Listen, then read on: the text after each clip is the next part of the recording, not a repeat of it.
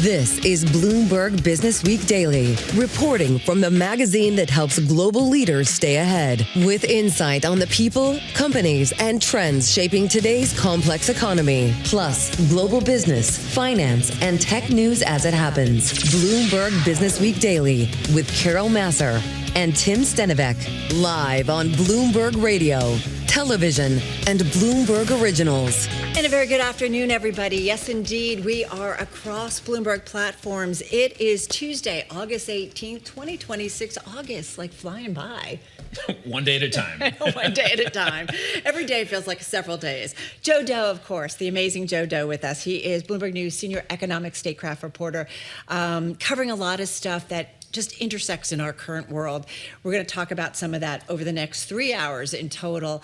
But we're also going to get into, Joe, I think it's safe to say, what we are seeing in terms of global rates. It's a different environment. Something is going on. Some of it's war, some of it's inflation, some of it's that AI spend. Right. I mean, as we were discussing yesterday, fundamentals have changed around why this is happening. Exactly. So we thought it was worth getting into today. So we're going to get into that. It's kind of a 1-2 punch, if you will. That's that global bond sell-off. You've got a semiconductor sell-off. All 30 names in the stocks are lower today. Oil topping $85 a barrel, with the U.S. and Iran stuck in a deadlock over control of the Strait of Hormuz. So we're going to get to the trade in just a moment. Having said that, we are going to do a deep dive, a little bit of a roundtable on global rates. We're going to get into that. We're going to talk also about what's going on in China, because it does feel like they're going through some issues too. Just a bit. And you know what? In case you didn't know, U.S. and China, biggest economies in the world. What they do impacts so many others. We're going to get into that. And also, Alex Timm, co-founder and CEO of Root. It's an insurance company, auto insurance, trying to change the way things are happening. But they had tough earnings, and the stock is down a lot. So I'm curious to see what he has to say about the business. But let's get you going on this Tuesday with a check on the trade. Here is Amy Morris in for Charlie Pellet. Thank you, Carol. A sell-off in Chipmakers sent stocks lower. We check those markets for you all day long here at Bloomberg. The S&P 500 down 0.6%. NASDAQ down 1.25%. That's about 342 points. The Dow down 0.25%. The 10-year Treasury yield at 4.7%. The 2-year yield at 4.17%. Crude oil inching higher. WTI at $85 a barrel. Brent crude topping $91 a barrel. The Philadelphia Semiconductor Index more than 5.5% lower, led by Micron, which continues to fall, now nearly 8% lower. Longer maturity bonds are at the epicenter of anxiety about pretty much everything from inflation to the debt-laden AI boom. One fear is that persistent geopolitical turmoil will make economies more prone to supply shocks and inflationary pressures. Bondholders are also worried that governments will fail to rein in spending. The 30-year Treasury yield right now is 5.28%. Walt Disney's ABC network sued the FCC for allegedly waging an illegal retaliatory campaign against the broadcaster to punish it for editorial decisions disliked by the Trump administration. ABC is seeking a court order barring the FCC from taking further action on its early license renewal applications or attempting to alter the network's exercise of its editorial discretion. Disney shares more than 1% higher.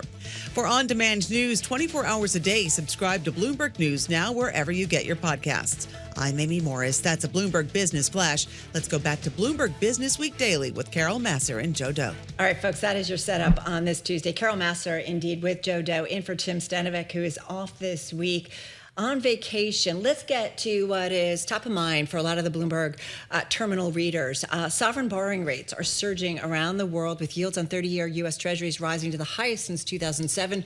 We talked about, you say 2007, you kind of perk up. You have to perk up, right? Yeah, you do.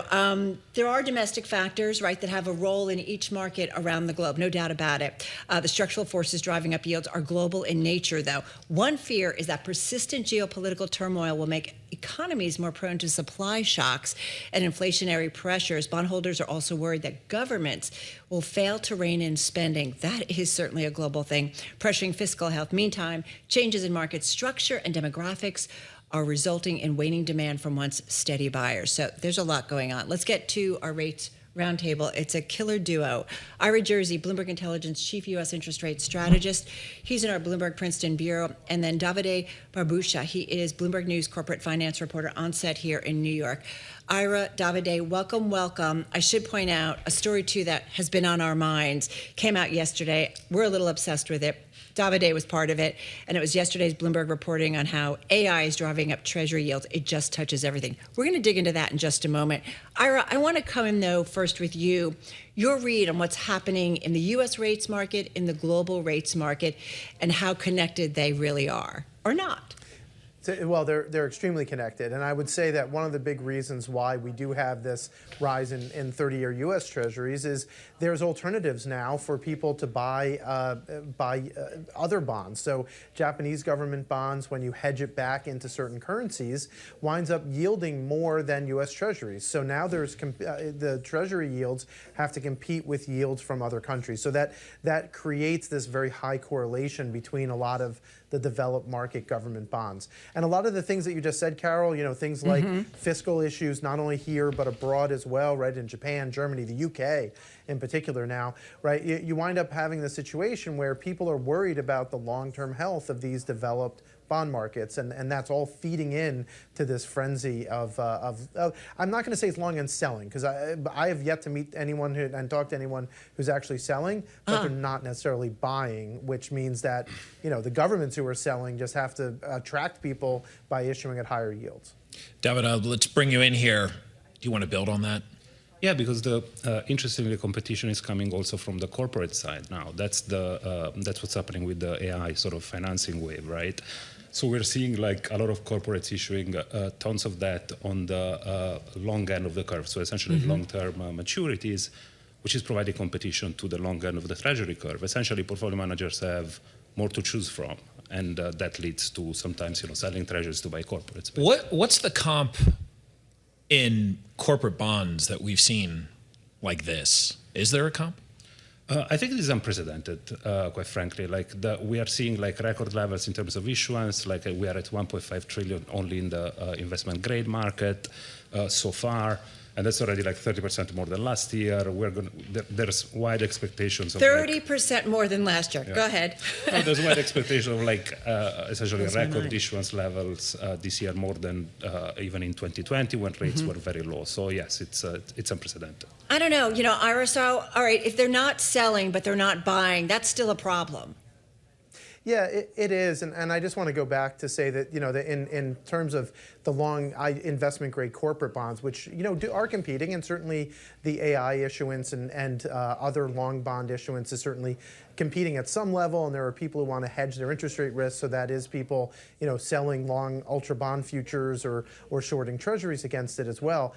We have seen though this type of issuance as terms of percentage of the market before. If you go back to the telecom boom in the late 90s, early 2000s, you saw a lot of long-term corporate bonds. But I was a corporate bond strategist, several decades ago now. I hate to say, but we've all been doing this a long time, Ira. We get you. We get you. Yeah. So when you have a lot of issuance, and particularly when it changes quickly, right? So in terms of people selling a lot of 5 and 10-year debt, and then suddenly they decide to go out the curve because they either have a funding need to go out that far, or they don't want to have a maturity wall in a couple of years.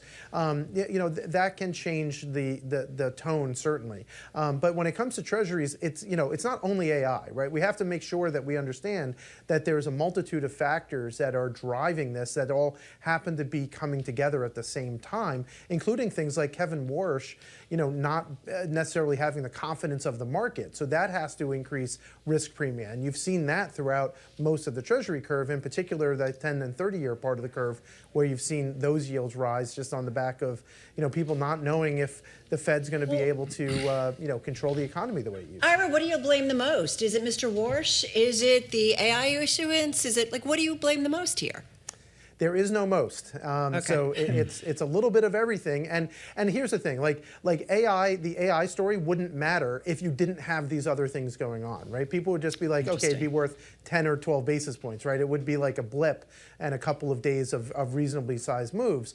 But the fact that you have now, fears of the fiscal situation in the UK, you have fears about, the BOJ raising rates even further and seeing their yields above 4% for the first time in decades as well, right? All of those things are feeding onto this, and then you add on to that the AI supply story, and it just makes it much worse. Hey guys, I want to bring into the conversation. Ed Yardeni and his team put out a research note. Of course, he coined the term bond vigilantes, and so we listened to what Mr. Yardeni has to say.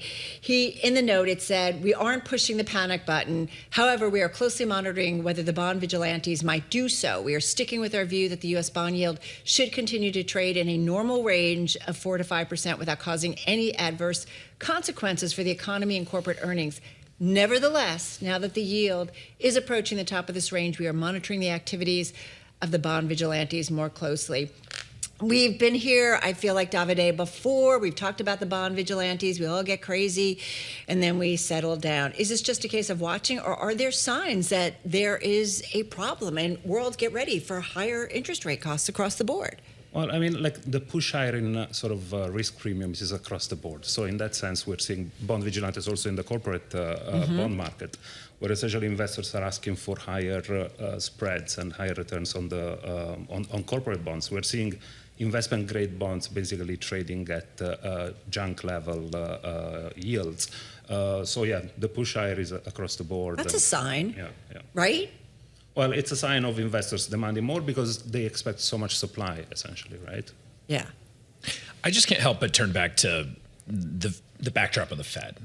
And, Ira, you mentioned just kind of the confidence of the market in the new Fed chair. Could you unpack that a little bit? Because, I think a few of us have lived through a different Fed chair changes. Why would this one be any different than the others? Well, I think because the change in communication wasn't incremental at all, right? It wasn't just a little bit of a slowdown. We're going to reduce the amount of forward guidance we give, and we're not going to, we're going to give just a little bit less information in the statement. Look, the Fed's post-meeting statement went from about 400 words to 100 words in one meeting. And but were they good words? 100 good words? No, they didn't say. It doesn't say anything now, right? It has no forward guidance. It has no reason of expectation. And here's the thing: like Kevin Warsh, I think so far has kind of misread what the market wants and needs. And yes, he has the communications task force. I put out a big deep dive report on that yesterday, where we're looking at all of the task forces. And the big one is communications, because so far Kevin Warsh hasn't given the market any indication of what's coming next or what will come next given any given economic outcome. So unless you do one of those two things, right, either give forward guidance or say, okay, here's the 5 things that might happen and we'll do this, that, or the other thing depending on which outcome occurs. Right. He has to do one of those two things, and he hasn't. So the market's confused, and we price in higher risk premium, like the other guest mentioned. Okay, so a lot of uncertainty about certainly the Fed chair. We need a little bit more specificity. One thing we know real quickly, 20 seconds, Davide, we're going to get more credit or bond issuance from all these hyperscalers and so on and so forth. It's going to keep coming. I mean, it's relentless, yes. When we're looking like, $2 trillion over the next couple of years in terms of estimates. So yes, just in the investment grade market. So it's a lot to come, yeah. All right, good stuff. Guys, thank you so much. This is what we were hoping to do. Davide Barbuscia, he is Bloomberg News corporate finance reporter, and of course, Ira Jersey, Bloomberg Intelligence chief U.S. interest rate strategist, joining us. All right, let's see. This is something that is a key market story today, something we're talking about. Let's see if that too is impacting how Marta Norton thinks about today's trade and just macro overall. She is chief investment strategist at the second largest retirement plan provider in the United States. Empower has $2.1 trillion in assets under administration, thanks to more than 94,000 retirement plans under administration, including us, right? Aren't we Empower? I've got to remember. That's right, yeah. She joins us from the Bloomberg News Chicago Bureau. Hey, Marta, good to have you back with us. Lots to talk about. We were just talking about the global rate environment. Just start there. How much of that, I'm just curious, you see a lot across your platform. Is there an impact to what's going on in the global yield environment in terms of where investors want to allocate some of their retirement assets? Well, I think there's a certain skittishness from retirement savers around the bond market. I think it relates more than just to this environment. I think we can look back at 2022 and the failures that we saw from the bond market from a capital preservation standpoint. And then, of course, as you have these lingering inflationary concerns, it makes people wonder whether fixed income can play the same role that it historically has. And I guess what I would argue on that front is that, certainly inflation is not a great talking point for fixed income, and certainly the supply-demand dynamics that we're talking about is difficult as well. But if we were to get to a true growth scare, I think there's still value to that slug of your portfolio. So I think it's a little bit reactionary to toss that entire portion of a portfolio out the window. Marta, when's the last time you've had an intense discussion of fixed income with clients like maybe you're going through right now? I mean, it has been an ongoing concern. I think a lot of clients were pretty enthused about alternative asset classes, gold, for example, Bitcoin, for example, thinking about the hedging capabilities of those asset classes vis-a-vis what they're getting out of fixed income. So I think we want to understand how the fundamental dynamics are changing for fixed income, but we also want to understand maybe the weaknesses of some of those other asset classes as well. It's just a series of trade-offs, right, as we put together the capital preservation portion of our portfolios. What do investors ask you more about? Is it the AI trade? Is it SpaceX versus the fixed income side? Yeah, it's pick a worry at the moment, right? I mean, what I find so interesting about the current climate, we talk so much about kind of this speculative fervor that has taken over markets, particularly as it relates to the AI trade. And there are certainly signs of that when we think about leveraged ETFs, when we think about what's happened in emerging markets in Korea, Taiwan, and those types of markets as well. But when I speak with clients, what I find so interesting is there is so much hesitancy around AI. And I think that's broader than just market concern. I think that relates to, I guess, the marketing messages that we've heard out of AI CEOs and all the transformation from a job perspective, from kind of, is the data center in your backyard or not? There are so many concerns around this particular topic. And Marta, I mean, you write in your note about the equity positioning within and outside of AI. So is that one of the things that you're getting at with the clients that maybe are a bit more worried or skeptical of AI? Yeah, I think it's a really important point for folks to have when they think about AI and they think about their equity portfolio, particularly their U.S. portfolio, which is the preponderance of their equity exposure, and just understanding that your AI factor is not entirely contained within the IT segment or sector within your portfolio. It's also in small caps. It's also in industrials. It's kind of sprinkled throughout the U.S. market. So one of the things I talk about is being really thoughtful about diversification, and I think it can make some sense to look at some areas that are not quite as dependent or part of the AI supply chain. And that's one of the reasons that I think healthcare, for example, has some appeal in this particular environment. What's most important in your mind when we look at macro? We've got war, we've got Fed, we've got AI, we've got these rise in global bond yields. What really matters in your view right now when it comes, especially for those who are thinking about their retirement savings? Yeah, I mean, I think all roads lead back to AI in this environment. I'm very concerned about the yield curve as well. I mean, we are in an environment where the yield curve just seems to have reset higher, not on the back of break-evens, but on the back of real yields. And that's something that we have to consider. But when you think about what the engine of growth is and what has been the driving force of the equity market and what it appears to be the driving force of the economy, it really is AI. And so managing that well, anticipating it, not overreacting on an emotional standpoint, I think that's really critical for investors today. Not always easy to take emotions out of investing, though, right? Easy for us because we've got to kind of be hands-off here. Very hands-off, but wow. Yeah. Difficult in that chair. Yeah, right? Exactly. Marta, this was great. Thank you so much. Marta Norton, she's Chief Investment Strategist at Empire. She mentioned engines of growth. Speaking of that, China's slowdown deepening with momentum collapsing beyond technology, the all-important technology sector. We've got a great guest on that. We've got the COO and Managing Director for China Beige book, Shehzad Qazi, is going to join us next.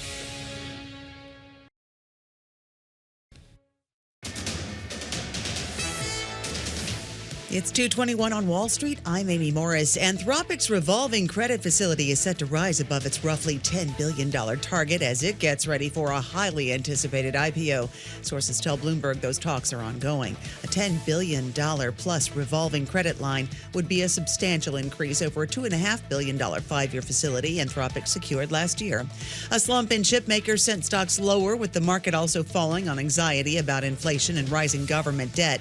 We check markets for you all day long. Here at Bloomberg, the S&P 500 down 0.5%, NASDAQ down 1.2%, the Dow is down 0.1%. The 10-year Treasury yield at 4.7% and the 2-year yield at 4.16%. Crude oil off session highs now. WTI now less than $85 a barrel. Brent crude just shy of $91 a barrel.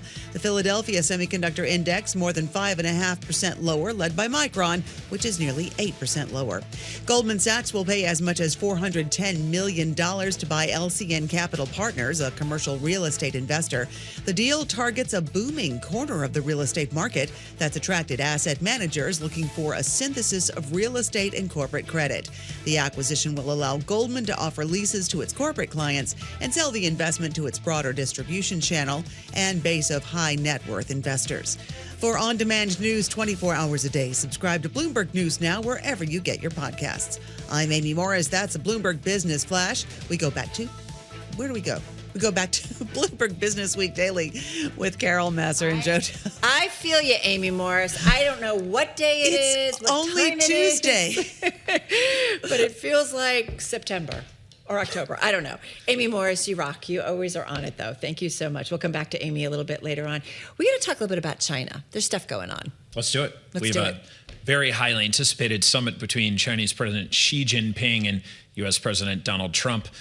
There's many people who have been watching this, many more people who have not, and that's why we're bringing in Shehzad Qazi to discuss it. He's the COO and Managing Director of the China Beige Book International. He's based here in New York. He joins us in the studio. Shehzad, thanks for joining us. Thank you. Good to see you. Great to see you. I would like to start at the summit. You had, in a recent note, some very detailed back and forth, the pluses and minuses and what may actually not get taken care of in September. Could we start there for investors who may be thinking too much of this meeting? And this is the summit between President Xi and President Trump, correct? That's right. That's right. I mean, I think, once again, expectations should be very, very low for what's about to happen. I think we're going to get a day-long summit, it looks like, at most, this time around. And both sides are trying to talk about deliverables. The Chinese side wants this to be super scripted and are very frustrated. The U.S. side doesn't understand why the Chinese side is so frustrated. But at the same time, they both agree there's not going to get a whole lot done at this meeting. The big deliverable that might come out of it are details and some finalization of what that so-called Board of Trade needs to look like. Don't expect much beyond that. What do you mean? What is the Board of Trade? Walk us through that. So the U.S. Trade Representative famously says, I am the Board of Trade. And what that means is that Ambassador Greer has agreed with his counterparts that we're going to pick about roughly $30 billion worth of things that we are happy to import from you, we consider to be non-strategic. You'll do the same, and we're going to manage trade between us. So unlike what we've thought of trade deals as saying, look, we're going to open up free flow of trade, this is more about actually saying we're going to decide what's truly free, and the rest of the stuff we're going to slap on tariffs. Is that a good thing? It's driven by a national security imperative. Okay. From that standpoint. From both sides. From both sides, certainly from our side, and I think the Chinese side will determine what their national security priorities are. So there are positives to it. I don't know how much it'll do in the long run, though, to take care of things like supply chain dependency on China and so forth, because it doesn't address the other critical issues like transshipment, which is a big one staring us. Can you clarify how much we still rely on China in terms of supply chains, global supply chains? Immense amount, right? There really isn't anything in our homes, in our industrial centers, in our data centers, really even factories that is not coming, our hospitals is not coming by and large from China. What they did with rare earth metals really scared us because I think it created this other discussion. Said, think about what if they did that with pharmaceuticals and surgical supplies and medical goods. Forget about everything else. Yeah, so a ton. And Shehzad, I mean, that's why we're kind of here right now, right? We have the export controls that China puts in place on critical minerals and permanent magnets. The United States says we're going to do the same thing on chip technology. And ultimately, the two sides who are, heavy hitters in the world economy say, okay, we got to reach some sort of truce here to calm markets down globally and also to calm this diplomatic relationship down.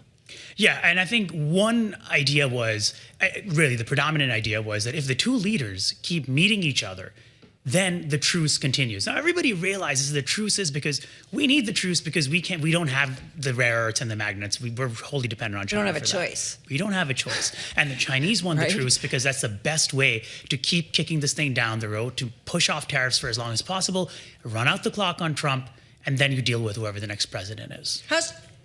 How's China feeling about the United States? And I bring that up because Chinese Foreign Minister Wang Yi will visit South Korea for 2 days from Wednesday to talk about North Korean bilateral and global issues with South Korean Foreign Minister Cho Hyun. And this is coming after President Trump ordered the Pentagon to reduce joint exercises with South Korea, citing their cost and his relationship with the North Korean leader. And there was also some connection with Iran and supporting in the denuclearization.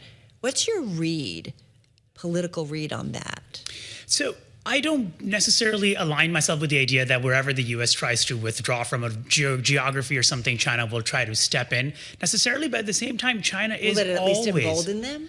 I think it can certainly embolden them, even if they don't want to take action immediately. Certainly they may feel like they could, and potentially the probability of success goes up, if you will. So they're doing all of this. I think on the other hand, vis-a-vis even the United States, though, on the other hand, even when they're showing up here, they are taking an aggressive tack. They're saying, look, we're watching what's happening in Congress. We're watching that, you guys are now blaming us for an election interference, and we don't like this. Don't try to threaten the truce. So apparently the tough talk is happening behind the scenes. I think oftentimes all of us kind of look at this from the perspective of the U.S. and what's the U.S. have in it. But maybe we could bring you in to look from the vantage point of China right now, right? There are economic pressures internally. How do those play in this broader discussion? Yeah, I mean, in some ways, this really is, I think she's, the genius move, if I can call it that. The economy internally is pretty weak. Not only is the consumption side weak, the household side weak, and not only are they completely sort of failing to embark upon this economic transition that they've been talking about for, decade and a half, really, certainly at least the last 5-6 years in earnest. They are failing on all those accounts, yet they are able to, because the export machinery is running, they're able to, show up at the table and deal with the U.S. not just as competitors and equals, but ones that oftentimes look like they have the cards rather than us. Does it ever matter? Because we always talk about Chinese deep pockets, right? And the government's always there to either boost up a company or boost up a sector. Those pockets are still pretty deep, right? The pockets are still pretty deep, and whereas their traditional way of doing stimulus isn't working, we have to remember they haven't really attempted household style side stimulus at all. So that's a whole other playbook that they could resort to. Will they? They just don't ideologically like to do that. No, it is ironic. It's a communist party, and they don't like to do welfare. But they could if they wanted to. Push come to shove. I mean, all of this comes down to job. That's the power that the Politburo, that the Communist Party has within China. Of course. I mean, the growing middle class since Deng Xiaoping, just speaks volumes to that. But as you embark on this AI transition, what does that do to what is still a very deeply industrial-based jobs economy? Yeah, I think that is a big challenge for them. They do not have an answer for this as yet. They're already staring at, obviously, a very large youth unemployment problem. These young people will eventually become older, so you have to do something about them, plus the new entrants. The Communist Party certainly has a big challenge ahead of itself on that. Yeah, where are they in this transformation? We talk about whether it's EVs or, pick even AI, how advanced they are certainly when it comes to robotics and so on and so forth. So it sounds like they're so advanced and that we should be worried. Yeah. But is that true? They are advanced, and we have to remember that we're talking about... And a risk to the U.S. in terms of high tech and so on. Well, certainly. I mean, we can compete with them at this point when it comes to things like robotics, right? There's no factory in America that could just say, oh, yeah, we're competing with the Chinese when it comes to automation and robotics and such. And we have to remember, we're talking about AI-related job losses a lot in this country now. That transition to automation, especially in the manufacturing side, has been happening for a long time in China. So they sort of know how to deal with it by now a little bit also compared to maybe other economies. But they are certainly very far ahead. It's incredible. So what should investors be thinking about? You know, we've been talking about China forever, and for such a long time. I know when I started my career like decades ago, you know, it was all about having access to the Chinese market. That's what was important to every global multinational company. We think differently post-COVID, post what have you. And so I do wonder how investors have to think about China's relationship with the world. We know China is friends with Iran, with Russia. You know, we talk about this other kind of axis of power, North Korea. What is their role? I think their role from an economic standpoint is that you have to look at what China is becoming as a state, which is that they want to be this a high-tech superpower. They want to be this industrial giant. They say we'll make the cheap goods and we'll make the advanced, sophisticated goods. And the Chinese commodity story is incredibly interesting still. I mean, what's happening with oil, but even what's happening in other places. Steel demand is down, yet China's buying up all the iron ore it can, right? So those relationships have broken down. They're not what they used to be. And so there are some interesting things happening inside the economy. And the traditional model of thinking about China just doesn't apply anymore. You really do have to kind of watch it at a granular level. Yeah, you know, the trade hawks still are stuck on overcapacity and subsidies, right? And we even saw Peter Navarro put out a report that's made the rounds in the past week. I mean, what do you make of all of that still hanging? You know, my message to my friends in DC has always been that you can talk about Chinese overcapacity all day long. It's not going to make an inch of a difference unless you can compel American companies to rethink their supply chain strategy in a very, very holistic and broad way. As long as though the government, now here's the funny part, right? Because you have the U.S. government getting involved in our companies now. So I do wonder, you know, kind of how ironic that this is. But as long as we know the Chinese government can actively and aggressively get involved, is it not ever going to be a market that investors, global investors, really want to embrace? Well, if you're aligning yourself with companies that are in the state's favor, sectors that the state is favoring, then there's a pretty good chance that you could get in there and you can make money, especially with this, the plethora of companies that are IPOing out of Hong Kong now, right. So, including Shanghai, of course, as well. So you've got that. But yes, you have to be very, very careful because, you know, look at what happened to Baba and so forth. The state decides the winners and losers at the end of the day. Just a real quick one here. What is the one thing through the end of the year that you think investors should be paying most attention to with China? Right now, I would say figure out what could break this truce maybe past November. Okay. That's a big one to keep on our radar. Always important to China. And we were remarking, it's been a while since we've talked to you, and how the news flow, and certainly out of the White House, has had us so focused on the Middle East as of late, but you can never, ever forget what's going on in China.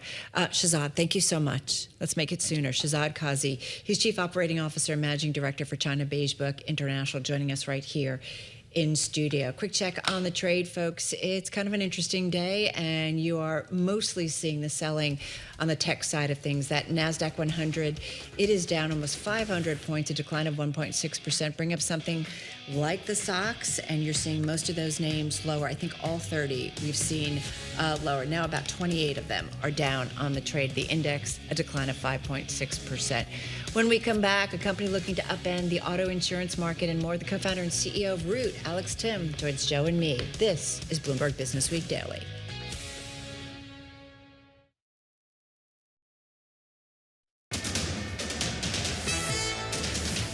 $240 on Wall Street. I'm Amy Morris. Meta Platforms now facing a jury trial in federal court over claims that it deliberately designed Facebook and Instagram to encourage compulsive use among young users.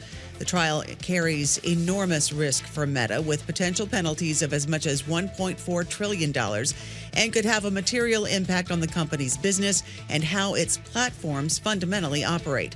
Meta shares now nearly 4% lower.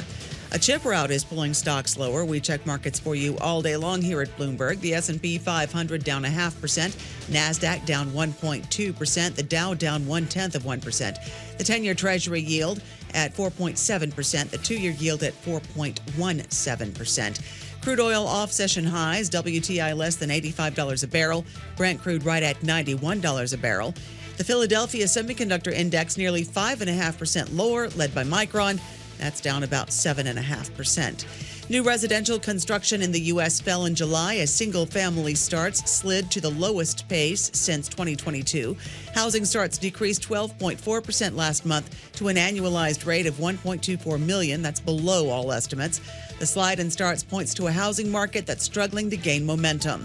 Pending sales of previously owned homes dropped in July to the weakest since the start of the year. An index of contract signings decreased 2.3% to 71.2. That is the lowest since January and matches the second worst reading in data back to 2001. Mortgage rates, which have climbed higher since the start of the Iran war, and elevated home prices still weighing on demand. For on-demand news 24 hours a day, subscribe to Bloomberg News Now wherever you get your podcasts. I'm Amy Morris. That's a Bloomberg Business Flash. Let's go back to Bloomberg Businessweek Daily with Carol Masser and Joe Doe. All right, good stuff. Amy Morris, thank you so much. Well, shares of Root, it's a small cap P&C insurance company. It did sell off following earnings earlier this month. Stock down about 16% on August 6th. That was as the company reported earnings per share above estimates and sales below estimates. Stock, by the way, down 28% year to date. About 19% of the float is short. We wanted to get an update on the business, and joining us to do just that is the co-founder and CEO of Root. He is Alex Timm, and he joins us from Columbus, Ohio. Alex, it is good to have you here. I do want to talk about the business. Your share price, though, pretty negative and getting beat up by investors. What are you hearing from your investor base about what they want you to be doing or what they want to know about some of your financials and your metrics? I mean, listen, we had a great quarter, and we've had a great first 6 months of this year. We delivered a return on equity over 30% when you annualize it. You look at that relative to our peers, and that's almost unheard of. And there were certainly some competitive pressures in the quarter, in the first couple of quarters of this year in terms of growth. But when we think long term, we're still in 37 states where we have our applications live in 11 states, so we're going to be scaling nationally. Our partnerships platform is growing really nicely, as well as our embedded insurance platform. And so we're continuing to grow long term. We think there in this environment in certain quarters, we don't chase growth. We're disciplined, and so you won't see us push after growth when the competitive environment gets really hot. And we think that that's really good, actually, for long-term shareholders. And so we're sticking to our discipline. And sometimes it's tougher than others, but we think over the long term, that's how we build a great company. Obviously, insuring autonomous vehicles. I'm wondering a little bit more about that transition. So obviously, everybody knows getting insurance for their automobiles, but what do you do when you go from human to autonomous? How does that actually work? Yeah, so that's a great question. First, the reason we founded the company was to understand risk. We believed that, and I think we've been shown now, that the nature of risk, the nature of predictive science is totally going to change in auto insurance. So you think about what auto insurance companies do, right, is we ingest a whole bunch of data, and then we try to predict who's going to get into an accident. And the amazing thing is, if you look over the last 10 years, the data that we can use and the data science we can apply to that problem has dramatically changed, whether that's mobile telematics or whether that's connected vehicle data. And it's continuing to change with autonomous vehicles. So for us, what we're doing is we're actually, it's very core to our embedded strategy, where we're working with OEMs to understand the data coming off of these vehicles so that we can understand what does that mean for risk. Right? Not all this technology is created equally. Using the technology in different times. If you're in autonomous mode and you're going down the highway, that's quite different than if you're in autonomous mode and you're going through downtown. So you've got to actually really understand how do all of these things impact the risk, the underlying risk of what's occurring in the world. And to do that, you have to be the first to get the data. So we're studying that data. It's still, the vast majority of miles are still human driven. So it's not been a huge macro shift that we've seen yet. But as we're studying that data, we're starting to understand exactly what does that mean for risk. These cars still crash. And so they still need insurance. It's just, when and how do they crash? What does the early, though, look and analysis that you guys are doing on the data from autonomous vehicles. And even, I mean, you think about the cars today, man, I turn on some different things. I can take my hands off the wheel, drives really well. And if I get distracted, it stops if the car stops in front of me. So I am curious, you've got to have some early analysis on this data, and maybe it's semi-autonomous and autonomous completely. What are you seeing? Are they less likely to get into a crash or an accident? Absolutely. So fully autonomous vehicles are certainly less likely to get into an accident. The semi-autonomous is tricky because people do take their hands off the wheels, and now there's more distractions in cars than ever before. You can even watch a movie in the car in the center console. And so that's tricky because what you see is, although in autonomous mode, oftentimes frequency is less, so these vehicles aren't crashing as much, severity can actually be much higher because sometimes these vehicles won't even see the hazard coming. And so you've got to be really careful with this because it really depends on how it's being used. It's not just if it's being used, it's really where in the situation and under the situation in which it's being used, and then making sure that people know for the vast majority of this technology, you really need to be ready to put your hands back on the wheel because it does fail. It's not fully autonomous yet. So, when we look at the industry overall, although frequency is down, we're actually seeing severity up significantly. And so it's still the auto insurance industry is actually still growing despite this technology. Alex, I wonder, though, you talk behaviors versus demographics. What does that really mean? Like, I remember the first time I got insurance as a 16-year-old. How is it different than, more than 20 years ago? I mean, yes, so much has changed. Basically, everything has fundamentally changed about insurance over the last 20 years. When we talk about moving from demographics to behaviors, before when you were a 16-year-old male, we all just assumed you're a terrible driver. It turns out when we actually look at 16-year-old males, some of them, are very risky drivers and dangerous drivers, and they need to be priced appropriately. But others actually have really good responsible behaviors and deserve huge discounts, like 80% discounts. And by moving away from demographics and more to behavioral data, we're able to more accurately price risk. And that's also really good for the customer because the other thing it allows us to do is actually put those behavioral data feedback back into the driver's hands and the customer's hands. So, you couldn't change the fact you were a 16-year-old male. You can change the fact that, maybe you were driving recklessly. And so we're also giving people more financial control by moving to more behavioral data. It's just a fairer system fundamentally. Hey, listen, just got about a minute left here, Alex. Industry overall, insurance industry, position of strong profitability. Major players are all looking to grow their market share. Has route seen price and advertising competition pick up? And I am curious where you see the biggest opportunity, ideally, to gain share. And forgive me, just about 40 seconds here. Absolutely. We definitely have seen competition pick up. You're seeing cost per click go up, almost 100% year over year, and you're seeing shopping down. So you're seeing just this huge amount of competition in the space. For us, where we see really attractive growth is in our embedded platform selling insurance directly with vehicles, as well as our independent agency platform, where we're still in fewer than 20% of agents nationwide.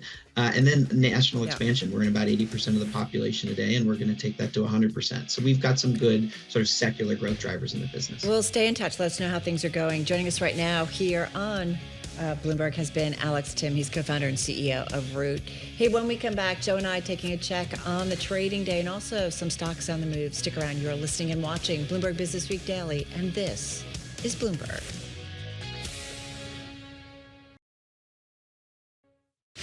This is Bloomberg Businessweek Daily with Carol Massar and Tim Stenovec on Bloomberg Radio and Television. All right, everybody. We're heading into the 3 p.m. hour on Wall Street, almost there. Right now, we've got a market, Joe. Carol Massar along with Joe Doe. Joe is in, of course, for Tim Stenovec this week. We've got a market that definitely feels like risk off, especially when it comes to some of those big tech names, in particular semis. But you're looking at a NASDAQ 100 down 509 points, down 1.7% here. So off its worst levels of the session, but definitely a different tone. Yesterday was kind of meh on the equity side. I think people keep looking at the rates market. Yeah, it feels like everything builds day by day. It does feel like that, right? Yesterday, maybe a little less worry. Now today, kind of catching up to folks. Right, because it's, continuing in something. All right, so we're going to talk about that. I'm Carol Master along with Joe Doe. Let's get, though, to some specific stocks on the move. We do have some big winners and losers. Here to do that is Bloomberg TV Markets correspondent Nora Melinda. She's here in studio. Good to have you here. Interesting day. A lot of selling, it feels like, on the tech side of things. Let's start with Klarna, though. You're watching that one. A real laggard. The stock is down about 22%, earlier down as much as 23%, heading for its worst day since February. Now, this comes after the company cut its revenue outlook, and essentially it's citing some of those currency exchange pressures, but also they talked about weaker consumer spending in Germany, so that really weighing on some of the results and clearly how investors are really digesting this performance. And the company hasn't been doing very well this year. The stock is down 47% so far for 2026, so tough day for investors of Klarna. Is Germany really important to them? Forgive me for not. I mean, I was thinking the same thing. I guess it must be enough to actually rock the boat, clearly. Yeah, exactly. Yeah, I'm looking for revenue breakdown, so we'll dig a little bit deeper into that. Stock's down almost 50%, right, year to date. So interesting. But then also, I want to call out the fact that the CFO is also anticipated to step down. So, of course, when you see also some of those management shakeups, that is also going to rock a stock a bit. Yeah. Sorry, I'm just looking through the numbers. This is when I go through a deep dive. And right. Like, you're going to lose me. You're going to lose me. Stay with us, Carol. Yeah, the outlook, though. Yeah. All right. Lots of questions there. Let's go on over to, I love Home Depot. Do you now? I'm just going to put it out there. It's fun to kind of go up and down the aisles. I'm just going to put it out. You know what's so funny to me is, Home Depot is actually geared toward contractors, and Lowe's is geared toward the DIY consumers like you and me. That's right. But I find myself in Home Depot. I don't know what that says about the two of us. When we first bought our house a bunch of years ago, man, we were in and out of Home Depot, and I just loved it, like walking down. I'm like, I want to buy some lumber. Let's do it. I always lose cell phone service in the back. That's when you know you're a little bit too deep into the store. All right. But we do see shares rather, of Home Depot higher by about 0.1%. Performance isn't too interesting in terms of the stock move, but we did see the company beating expectations. This, of course, even as we still deal with this challenging housing market where you see the 30-year fix sitting at 6.7%, still at a high if you compare it against a year ago. So you're seeing some of those contractors coming out, but what the focus really is on some of those smaller ticket purchases. Think plants, paint, tools, not the big home kitchen renovations that what we want to really see happening when we see things turning around. And then there's always like, well, if I need some like cleaning supplies or like, it's just everything there. Talking to our eco team this week, it's just the relentless rise of the U.S. consumer. Yeah. Like, it just... Yeah. Every time you're like, things feel off here, but no, they're still there. They're still showing up. They're buying. They say never bet against the U.S. consumer. I mean, it's interesting, especially as we still, to your point, we still remain in this challenged job market, and you think about the economics more broadly, but you still see some pockets, at least what I'm hearing from analysts as it relates to Home Depot, they're still being selective, though. So we're not seeing a full recovery, but you're certainly seeing them picking up things here and there, and apparently it's some of those smaller ticket projects. That's what I tell my husband when I'm out projects. shopping. I'm doing my job for the economy, honey. Hey, our Sebastian Escobar says, I bought a 0.21 cent nut the other day. That's what's great about Home Depot. You can get one screw if you want it. I feel you. And Amy Morris also chiming in saying, I kind of, I love the new house smell that's in there. It's like a new car smell kind I'll of thing. have to check that one out now. All right, we're going down a funny road here. HD, of course, is the ticker on that one. What do you want to wrap up? Have you guys used Duolingo?